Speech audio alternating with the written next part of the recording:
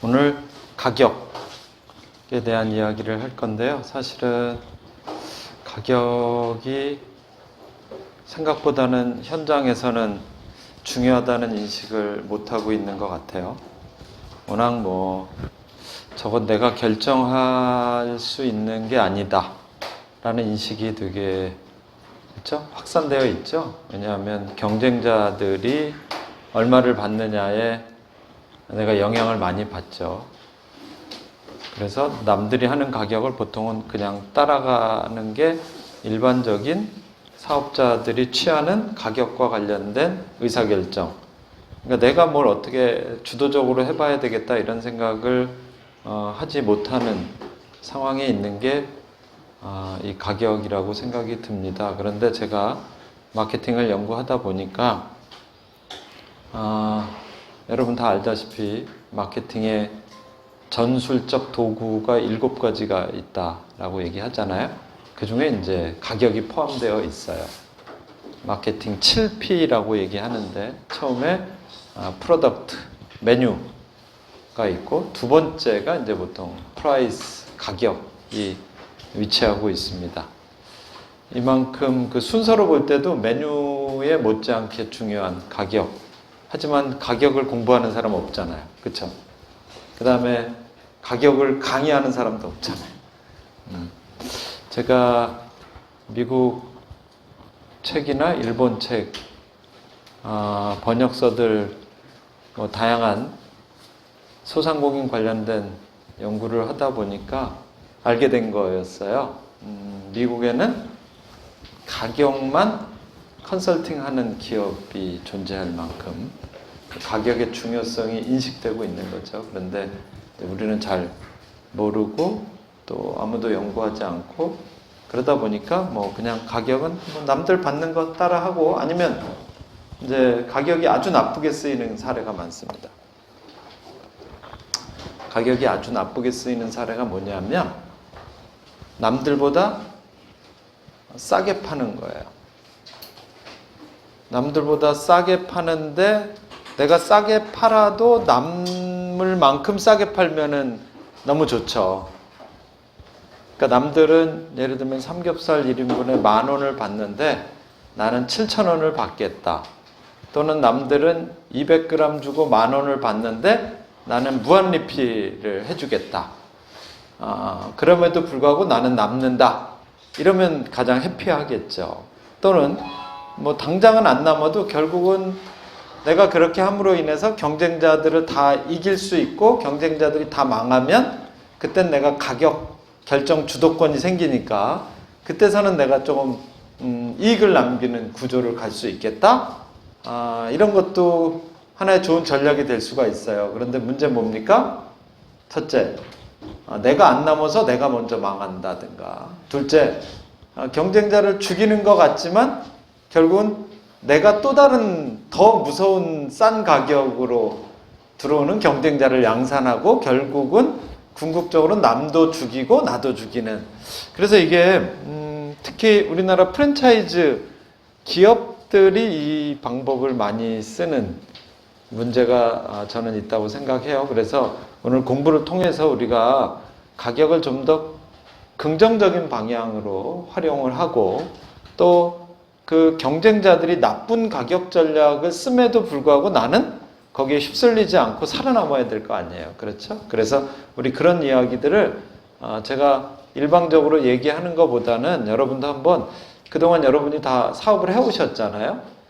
그런데 자기 사업을 가격 측면에서 바라본 적은 거의 없을 거예요.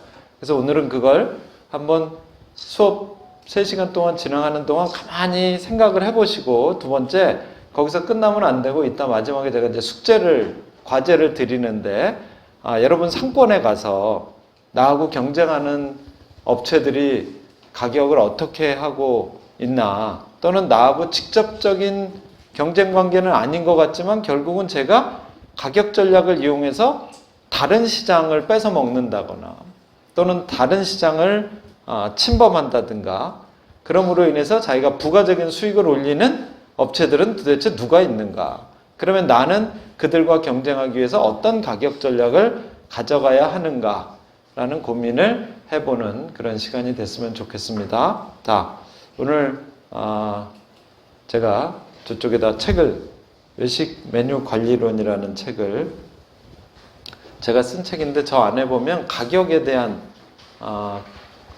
부분이 상당히 많이 할애되어 있습니다. 그래서 오늘 수업 끝나고 나서 사실 저 책에 있는 내용 오늘 다 다루긴 할 건데, 좀 부족하다 싶으면 뭐 저 책 또 추가로 참고하시면 되고, 사실은 그리고 가격은 혼자 전략적으로 활용하는 경우보단 프로덕트, 메뉴하고 같이 결합해서 사용할 수밖에 없고, 또 나중에 그렇게 해서 하다 보면 이 가격이라는 애가 내가 임의적으로 정한다고 얘가 효과를 발휘하는 게 아니에요. 아까 말씀드렸던 마케팅 믹스 7가지 중에 가격을 뺀 나머지 6가지가 가격에 영향을 미칩니다. 그래서 그런 종합적인 사고를 할 수 있어야 되니까 이제 이런 전문 서적들을, 그래서 참고로 저 같은 경우는 가격 책만 제가 본 책이 10권이 넘을 것 같고, 가격과 관련된 논문만 한 100편 이상을 봤었던 것 같아요. 그러다 보니까 가격이 얼마나 재미있고 흥미롭고 또 사업 성공의 중요한 요인인지 파악할 수 있게 되었고, 그러다 보니까 이제 제가 가격만 가지고 여러분에게 강의를 하게 되었습니다. 자, 그런데 이건 저만의 얘기가 아니고 세계적으로 성공한 사업자들 또는 세계적인 마케팅 학자들이 쓴 책을 자세히 읽어보면 거기에 반드시 가격 얘기가 나옵니다. 이 책은 제가 뭘 보고 정리한 거냐면 요 밑에 써있죠. 잭 아저씨네 작은 커피숍, 번역서인데요. 아주 얇은 책이에요. 근데 아마 소상공인, 스몰 비즈니스를 하는 사람들의 일종의 교과서 같은 책인데, 그 책에 이런 얘기가 나옵니다. 야, 그 스몰 비즈니스, 아니면 무전 이건 스몰 비즈니스만의 문제는 아니죠. 어떤 기업이든 어떤 사업이든 그것을 성공시키는 데는 반드시 원칙이 존재하고 법칙이 존재하고, 사실은 알고 보면 그 법칙은 매우 단순하다.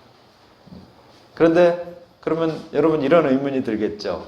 그 쉬운데 왜 우리는 성공을 못해요? 저기 써 있잖아요. 법칙은 쉬운데 실행은 어려울 뿐이다. 그러니까 사실은 그 아주 단순한 법칙을 배우고 그걸 내가 실행할 수 있도록 습관화시킨 사람들은 사실은 외식사업에서 대부분 저는 성공하고 있다고 보입니다. 이번에도 제가 주말 금, 토, 일 한 2박 3일 동안 저 남도지방에 상당히 많은 업체들을 투어를 하면서 느낀 점이었어요. 진짜로 많이 어렵더라고요. 그 바글바글 하던 관광지 상권에 그 잘 나가던 대박집들이 텅텅 비어 있어요. 특히 광주의 모 업체는 진짜 우리나라에서 손에 꼽을 만큼 유명한 업체인데도 불구하고 제가 저녁 메인 시간에 들어갔는데 손님이 없어요. 자, 그런가 하면 또 어떤 집에 가면 그 바로 옆에 있는데 웨이팅이 걸려 있어요. 뭐죠? 그동안은 사실은 제가 항상 얘기하는 것처럼 누구나 뭐 어느 정도만 하면 같이 성공하는 시대였었어요. 그런데 이제는 양극화가 심해지고요. 코로나 사태가 오고요. 또 소비자들도 이제 영리해지기 시작했어요. 옛날처럼 아무거나 안 먹어요. 아주 철두철미하게 분석을 한다는 얘기죠.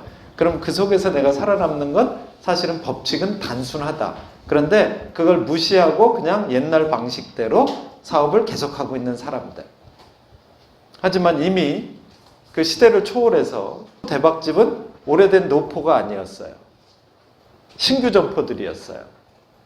그리고 최근에 만들어진 점포들이었어요.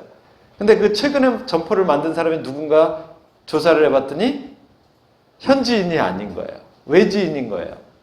연령대를 조사해봤더니요, 그 노포의 사장님들은 전부 60대 이상인데 이 새로 외지에서 들어온 친구는 20대이네요. 얘가 1년 만에 그 큰 상권에서 가까운 매출을 올리고 있고, 역시 다른 집들 노포도 텅텅 비어있는데 그 집엔 갔더니 웨이팅 걸려있고 2호점을 또 얼마 전에 냈다 그러더라고요.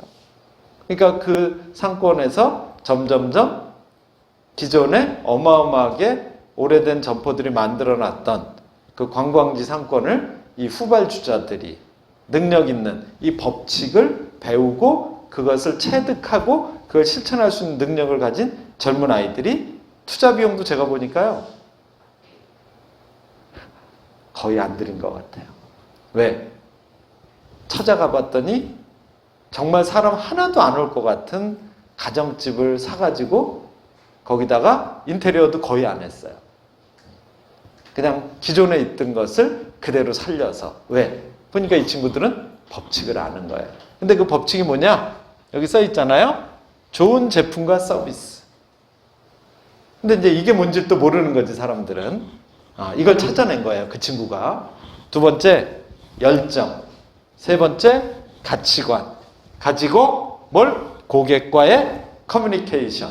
친밀감을 높이기만 하면 성공하는데, 그걸 좀 더 구체적으로 얘기하면 이런 거죠. 결론. 제대로 된 직원, 제대로 된 분위기, 제대로 된 가격. 가격이 나오죠. 그 다음에 제대로 된 원재료, 제대로 된 고객, 목표 고객이 되겠죠. 왜냐하면 이번에 그 상권도 제가 분석을 하면서 느낀 게 잘 되는 집과 안 되는 집으로 딱 나눠봤어요. 근데 잘 되는 집은 고객이 다 누군지 아세요? 1등이 20대. 안 되는 집은 고객이 누군지 아세요? 1등이 60대로 갈려지고 있는 거예요. 그런데 아직도 그 60대의 경영주는 자기 또래 60대 고객이 오는 게 여전히 친숙하겠죠. 그러니까 여전히 그런 음식으로, 그런 가격으로, 그런 분위기로 계속 장사를 하고 있는 거예요. 근데 그 집은 계속 매출이 떨어지고 있습니다. 그런데 아까 얘기했던 제대로 된 고객에게 제대로 된 직원들. 그럼 직원도 누구겠어요? 60대 사장님은 5, 60대 직원을 데리고 있겠죠. 서비스가 뭔지 모르고요. 그죠? 음식 나오면 가져다 주는 수준밖에 할 줄 모르는 분들이 대부분일 가능성이 많을 거예요. 왜냐하면 이분들은 서비스라는 걸 공부한 적이 없거든요.